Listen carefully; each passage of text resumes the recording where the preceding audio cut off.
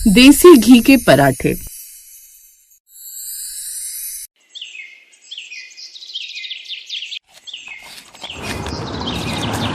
ओ God, ये औरत भी ना जाने कब सुधरेगी। इस ठेले वाली को कितनी बार कहा है कि अपना ठेला कहीं और जाकर लगा, लेकिन इसने स्कूल के गेट के आगे से हटाकर इसे थोड़ी दूर पर जाकर लगा लिया। ये बिल्कुल ढीठ है, सुनने का नाम ही नहीं लेती। इसके इस ठेले की वजह से स्कूल की रेपुटेशन पर कितना असर पड़ेगा।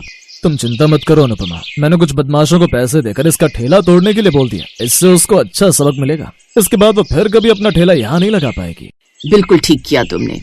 इस बात से अनजान बेचारी माधुरी लगातार अपने ठेले पर पराठे बनाकर बेचा करती थी। वो आलू, प्याज, गोभी और भी कई तरह के पराठे बनाकर बेचा करती थी। उसके बनाए हुए पराठे बच्चों को बड़े पसंद आते थे। उस रोज भी वो दिन के समय पराठे बनाकर बेच रही थी। कुछ देर बाद लंच का समय हो जाता है और ज्यादातर बच्चे उसके ठेले पर आकर खाना खाने लगते हैं। आइए आइए, गर्मा गर्म पराठे खाइए, 20 का एक, 20 का एक। तभी कुछ देर बाद उसके पास एक बच्चा आता है। आंटी, मुझे आलू का पराठा बनाकर दे दो। हाँ हाँ बच्चों, अभी बनाकर देती हूँ।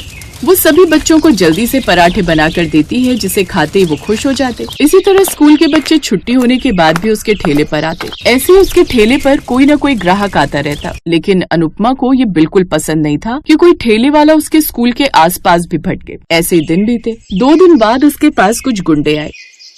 चल हटा अपना ठेला यहाँ से, जल्दी कर। आप लोग कौन होते हो मेरा ठेला हटाने वाले? हम बताएं हम कौन है? रुक, अभी बताते हैं। ऐसा कहकर वो उसके ठेले पर लाठी से तोड़फोड़ करने लगते हैं। ये सब क्या कर रहे हैं आप? रुक जाइए ना। वो लगातार उसके ठेले के सारे सामान को तोड़ फोड़ रहे थे। बेचारी माधुरी उनके सामने हाथ जोड़कर गिड़गिड़ाए जा रही थी, लेकिन कोई उसकी सुनने वाला नहीं था। उल्टा स्कूल की प्रिंसिपल उसके स्कूल के आगे गुंडागर्दी करने के आरोप में माधुरी को ही पुलिस से गिरफ्तार करवा देती है। हमने इस औरत को कितनी बार कहा है अपना ठेला यहाँ न लगाए कर। ना जाने कैसे कैसे सामान का इस्तेमाल करती है, एकदम घटिया और लो क्वालिटी का। मैंने कितनी बार इससे कहा है कि इससे बच्चों की सेहत खराब हो सकती है। अब आप ही बताइए, यूँ ठेले पर बेकार खाना बेचना ठीक बात तो नहीं। आप चिंता मत कीजिए, कुछ दिन थाने में रहेगी तो सारी अकल ठिकाने आ जाएगी इसकी। पुलिस वाले उसे गिरफ्तार कर लेते हैं। देखा क्या हाल होता है मिसेस सक्सेना से पंगा लेने का, अफसर जेल में। गरीब माधुरी को पुलिस पकड़कर ले जाती है। उसके पास और कोई चारा नहीं था। अब अनुपमा जब भी अपनी गाड़ी से आती जाती तो उसे वो ठेला न देखकर बड़ा सुकून मिलता। ऐसे ही एक रोज जब वो अपनी कार से स्कूल की तरफ आ रही थी, तभी 2 बच्चे अचानक से उसकी गाड़ी के सामने आकर खड़े हो जाते हैं। ए बच्चों, कौन हो तुम? चलो आगे से हटो। अगर अभी गाड़ी के सामने आ जाते तो एक्सीडेंट हो जाता। तो अच्छा ही होता ना मर जाते। वैसे भी आपने हमारी माँ को तो पुलिस से पकड़वा दिया। माँ ही हमारा इकलौता सहारा थी। बाबा तो पहले ही हमें छोड़कर चले गए, लेकिन अब माँ भी हमारे पास नहीं है। हमने पिछले 2 दिन से कुछ नहीं खाया है, क्योंकि घर में माँ के अलावा हमारा कोई नहीं है। हमारे घर चूल्हा नहीं जला है। माँ होती तो हमें यूँ भूखा नहीं रहने देती। पहले तो अनुपमा उनकी बातें समझ नहीं पाती, लेकिन फिर उसे समझ आता है कि ये शायद उस ठेले वाली माधुरी के बच्चे हैं। कहीं तुम माधुरी के बच्चे तो नहीं हो जो यहाँ ठेला लगाती थी? हम उन्हीं के बच्चे हैं। हमारी माँ को हमसे दूर करके आपने ठीक नहीं किया। क्या कहा था आपने पुलिस से कि मेरी माँ साफ सफाई का ध्यान नहीं रखती? आप हमारे साथ हमारे घर चलिए, आपको सब पता चल जाएगा। अनुपमा उन दोनों बच्चों के साथ एक कच्चे घर में जाती है, जहाँ वो होता तो छोटा सा कच्चा सा घर था, लेकिन उसमें हर काम बहुत ही साफ सफाई से किया हुआ होता है। सब जगह साफ सफाई और साथ ही घर पर निकला हुआ देसी घी भी रखा हुआ होता है, जिसमें से बड़ी ही अच्छी महक आ रही थी। अरे वाह, ये देसी घी में से तो बड़ी ही अच्छी महक आ रही है। इसी घी में हमारी माँ पराठे बनाती थी। सबको इसी देसी घी के पराठे बनाकर बेचती थी। वो घी भी वो खुद अपने हाथों से घर पर निकालती थी। वो कभी गलत तेल का इस्तेमाल नहीं करती थी। हाँ, क्योंकि माँ का कहना था कि दूसरों के बच्चे भी उनके लिए अपने बच्चों की तरह ही हैं, इसीलिए वो उनकी सेहत के साथ खिलवाड़ नहीं कर सकती। हमारी माँ बहुत अच्छी है, वो हमारे साथ सबका बड़ा ध्यान रखती है। बस जब से बाबा हम सबको छोड़कर गए, तब से उन पर घर की जिम्मेदारियां आ गई हैं। हम लोगों का पेट पालने के लिए वो दिन रात मेहनत करती है। दीदी, मेरे पेट में अब भूख के मारे दर्द हो रहा है। अनुपमा को माधुरी के घर के ये हालात पता नहीं थे। उसके बच्चों की और उसकी ये हालत पर उसे तरस आ जाता है और वो सबसे पहले उन दोनों को पास के रेस्टोरेंट ले जाती है। बच्चों, अब तुम्हारा जो भी मन करे वो खाओ। बोलो क्या खाओगे? हम तो कभी किसी होटल में आज तक नहीं गए, तो हमें तो ये भी नहीं पता यहाँ क्या क्या मिलता है। अच्छा, मैं तुम्हारे लिए पिज्जा ऑर्डर करती हूँ। बोलो पिज्जा खाओगे?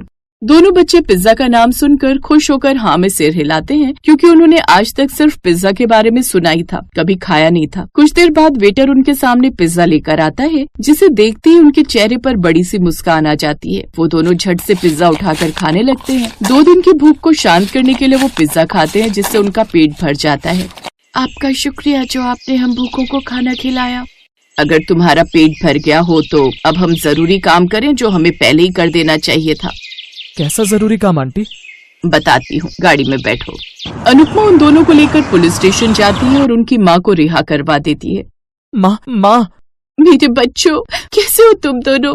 माँ हम ठीक हैं। पता है माँ, 2 दिन से हम लोगों ने बिल्कुल भी नहीं खाना खाया था, तब इन मैडम ने आज हमें पिज्जा खिलाया। अनुपमा माधुरी की तरफ देखकर कहती है, मुझे माफ करना माधुरी, बिना तुम्हारे बारे में जाने, तुम्हारी मजबूरी जाने बिना मैंने तुम्हारे साथ ऐसा सलूक किया, लेकिन जब मैं तुम्हारे बच्चों से मिली तब मुझे समझ आया कि मुझसे कितना बड़ा अपराध हुआ है। मेरे कारण इन मासूम बच्चों को अपनी माँ से जुदा होना पड़ा। नहीं मैडम, गलती मेरी ही थी जो मैं गरीब आपकी बात समझ नहीं पाई और आपके बार बार मना करने के बावजूद भी वहीं अपना ठेला लगाती रही। लेकिन अब मैं ऐसा नहीं करूंगी, अब मैं कहीं और जाकर अपना ठेला लगा लूंगी। देखो अनुपमा, ठेले पर खाना बहुत कम लोग अपने बच्चों को अलाउ करते हैं, इससे तुम चाहकर भी ज्यादा कमाई नहीं कर पाओगी। तुम्हें तो अब ठेले की जगह कहीं और अपने पराठे बेचने चाहिए। लेकिन मैडम, मैं गरीब इन सब के लिए पैसे कहाँ से लाऊंगी? उसकी चिंता तुम मत करो। मैं चाहती हूँ कि तुम अपने देसी घी के पराठे किसी ठेले पर नहीं बल्कि मेरे स्कूल की कैंटीन में बेचो। इससे तुम्हें अच्छी कमाई होगी और बदले में मुझे तुमसे कुछ नहीं चाहिए। ये सुनकर माधुरी बहुत खुश होती है और कुछ दिन बाद वो स्कूल की कैंटीन में जाकर पराठे बेचने लगती है, जिसे खाने अब स्कूल के बच्चों के साथ साथ स्कूल का स्टाफ भी आता और अब माधुरी की खूब अच्छी कमाई होने लगी।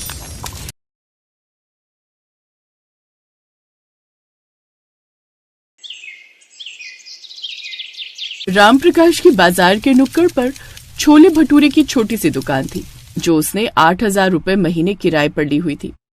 पहले तो रामप्रकाश की छोले भटूरे की बहुत बिक्री हो जाती थी, उसका काम अच्छा चलता था। पर अब बाजार में छोले भटूरे की और भी दुकानें खुल गईं, जिस वजह से रामप्रकाश का काम बहुत कम हो गया। रामप्रकाश बहुत परेशान रहने लगा।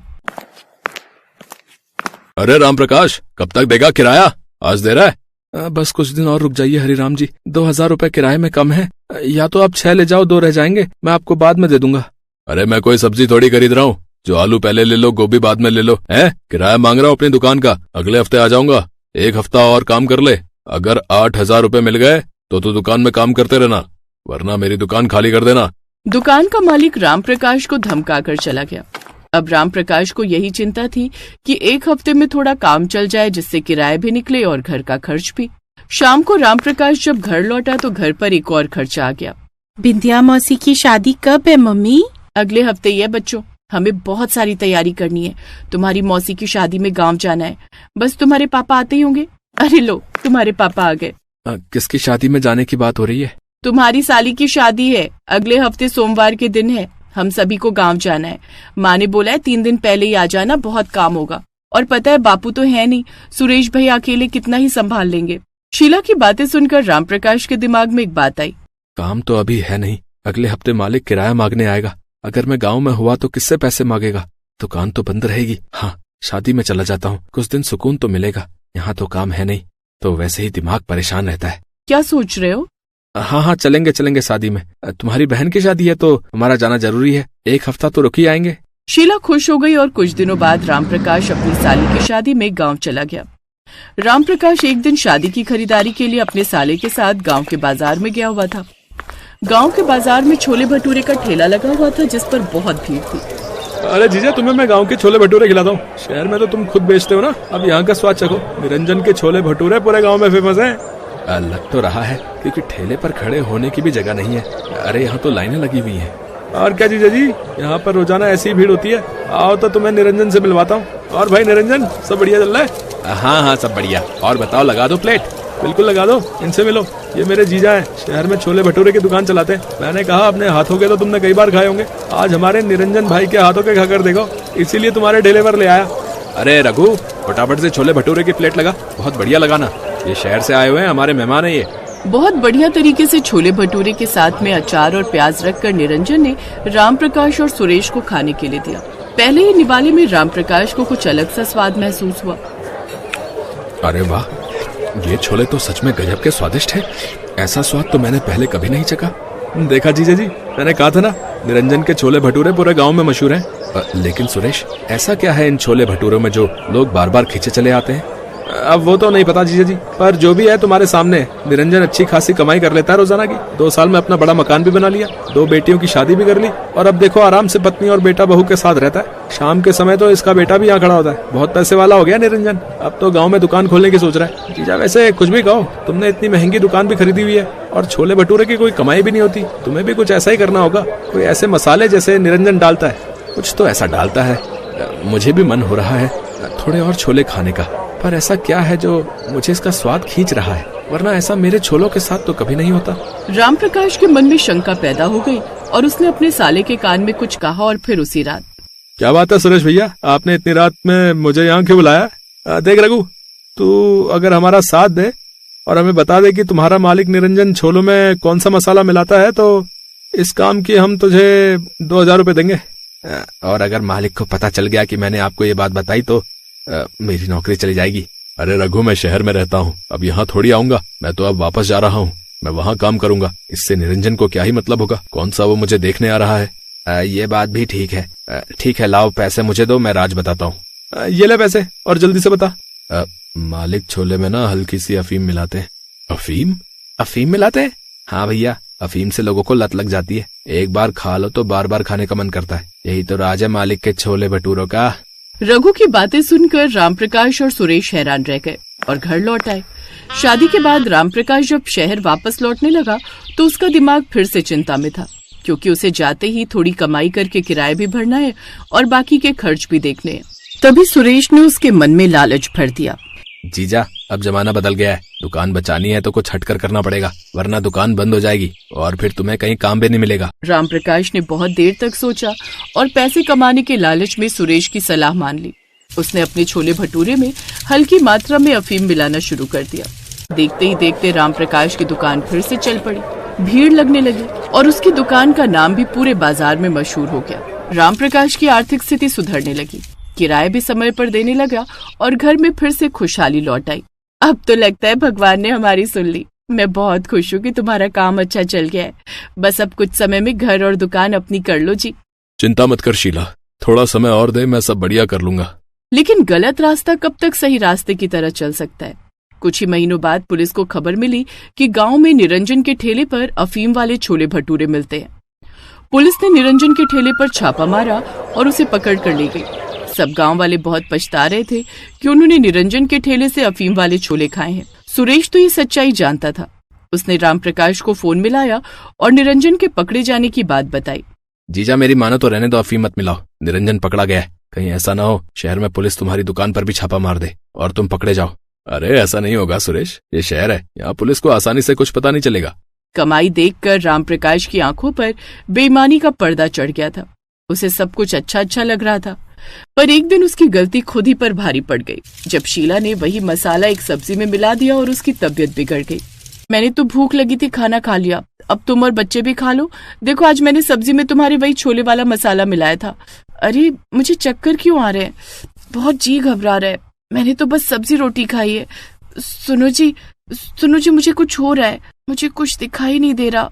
देखते ही देखते शीला बेहोश हो गई। रामप्रकाश घबरा गया, बच्चे भी रोने लगे।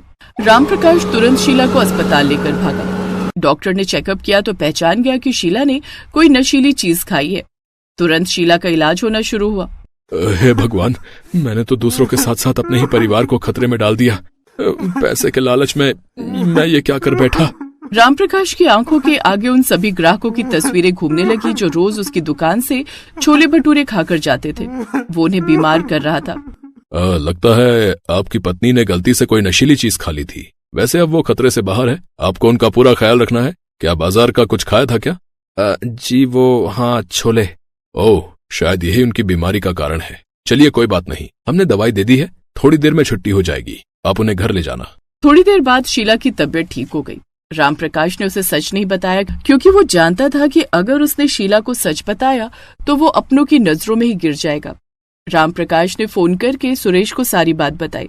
सुरेश को भी बहुत पछतावा हुआ। क्योंकि इस गुनाह में वो भी पूरा भागीदार था। रामप्रकाश ने बेईमानी छोड़कर दोबारा ईमानदारी से काम शुरू किया। इस कहानी से हमें ये सीख मिलती है कि लालच और गलत रास्ता चुनने से क्षणिक लाभ तो हो सकता है, लेकिन अंत में इसका परिणाम दुखद और विनाशकारी ही होता है। सच्चाई और ईमानदारी से कमाया हुआ धन ही जीवन में सुख शांति लाता है। इसलिए हमें सदैव ईमानदारी के मार्ग पर ही चलना चाहिए।